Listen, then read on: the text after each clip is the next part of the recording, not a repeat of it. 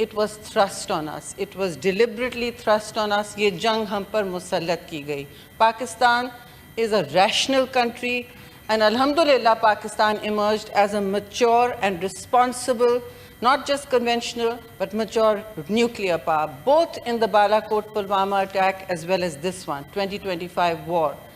What came down from India is completely unacceptable for 3-4 reasons. I will take not very long. But first of all, Chairman Sahab, they have said to us across the board that Pakistan, they pointed their fingers at Pakistan, that you are a terrorist. Your country is a terrorist. Before any evidence was found, which is against all norms of international law, they pinned an attack, a heinous attack in Pahalgam, killing 26 innocent tourists on Pakistan without evidence, without any dots linked. And to this day, they have been unable to even provide the names of whom they think, sir, were responsible for this heinous attack. An invented new name was given of a group. I can't even remember it. No one knows that group. And they said, oh, it's one of your old groups. On that pretext, breaking all international laws, covenants of the United Nations and multilateralism, they attacked without warning, without provocation. They attacked innocent civilians in the dead of night, on the night of 6th and 7th. But what did they face, Chairman Saab? Within 1 hour, Pakistan Air Force made history. Within 1 hour, in a battlefield that was very compressed in modern combat history, no one has seen this kind of war before. It was a war where both combatants, the Indian Air Force and Pakistan Air Force, could not see each other physically. They could only see each other on radars. In this compressed battlefield, with less proportion of numbers, as you know, Pakistan Air Force gave them a bloody nose. And they did that within 1 hour. 5 of their jets were down on the ground. Today, we can see the debris of those jets everywhere. India can deny all at once, but even the international community has supported evidence for such a breakdown. We attacked the heart of the Indian Air Force system. This was their core new technology. As someone said, as our Air Force very gallantly said, Admiral or Vice Admiral Aurangzeb said, this was not about the jets. They are great jets, they're state-of-the-art jets. It was the pilots. Maybe they were not so trained. He was very kind and very generous, and perhaps he's right.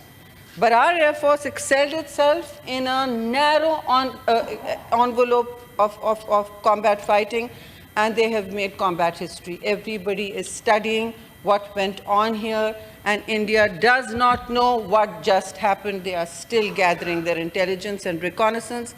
And in this, the Chinese, who have been all-weather iron friends, have emerged as another strategic victor. Other than us, of course, they have emerged as a strategic victor because it was their aircraft, untested in the conventional battlefield, and it was their missiles that are now hailed as clear victors in any conventional combat in the world. So there we are, sir. We now have a new red line of strategic conventional deterrence established. Point number 1, India is grappling with. Pakistan has established clear dominance in the tactical field with India's far more expensive force. Well, their budget, their defense budget, sir, is 7 times that of our country's. So this is important to know. New red lines were crossed by them, not by us, totally unprovoked. But when we responded, even in the first hour, just in defense, this was established. But they did not stop. They carried on with multi-domain warfare. UAVs were used, what are known as standoff weapons, which are fired, which are missiles, first time used in our combat. Both sides, they were used. And this hot war was the first war that escalated so rapidly since the Kargil War, which was 1998. So this is the first hot war since then, but it escalated very rapidly. India escalated it. Pakistan waited 3 days 3 whole days to respond when our air bases were attacked in the dead of night again. 3 air bases, sir. Pakistan then went out for its response. Consolidated, high tactically combined with great lethality. They responded. They still did not attack a civilian population, sir. Their targets were military, as is the norm in the rules of war.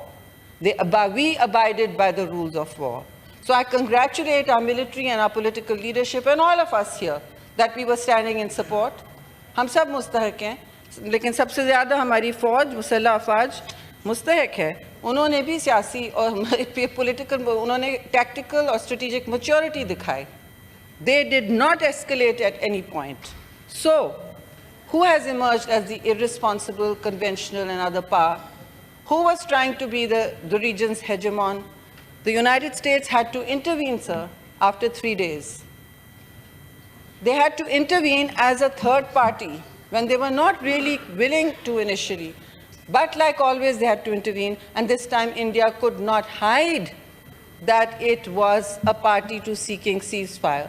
Let me say on record, Pakistan may also have sought a ceasefire because we never sought a war. We never sought a war. We don't glorify or glamorize war like their Indian media, to the point where the Indian media, sir, and this is part of one of the war domains now, information warfare became part of the war instruments. What did they do? They were telling us that you wake up in the morning and Pakistan's map will have changed. You wake up in the morning, Lahore will be attacked at its seaport. Lahore doesn't have a seaport. It was a comedy of a bad Bollywood film, a trashy Bollywood film. It wasn't even a smart film. So they have lost a great deal of deterrence, and I feel extremely sorry for this embedded media that has sat and done this. Sir, I have a few points to make. I'll try to be as quick as possible. They have weaponized water for the first time. Ji, sir, I'll leave after a bit. They have weaponized water for the first time, which is unacceptable. And their own ally, United States of America, in President Trump's leadership and legacy-making leadership, ended the ceasefire and ended the war with a ceasefire.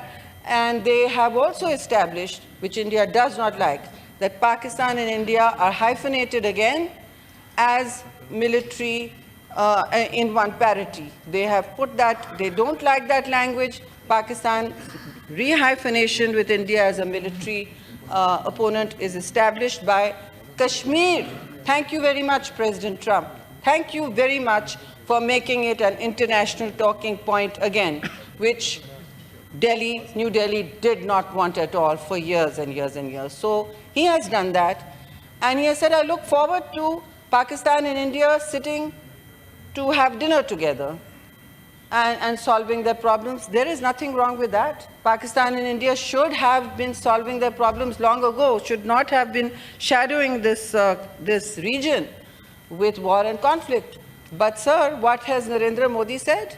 He said that, no, this is not a ceasefire, this is a strategic pause. I'd like to see him thumbing his nose again and again at the United Nations like they have done for 40 years. India has thumbed its nose at the United Nations. It is operating outside all international norms. Let it be said from this whole house, and I'm sure others will say it better than me, that what they've taken Israel's playbook. They should remember very well, we have great sympathies for our brothers and sisters in Palestine, but we are not Palestine. We will hit right back, and we did that with vigor, lethality, and maturity. So thank you very much. Don't for 1 minute think, Mr. Narendra Modi, don't for 1 minute think that we don't have the capacity to strike with our conventional arms right back at you. We don't even have to resort to anything else. So new conventional deterrence has been established, and for that I congratulate all of you.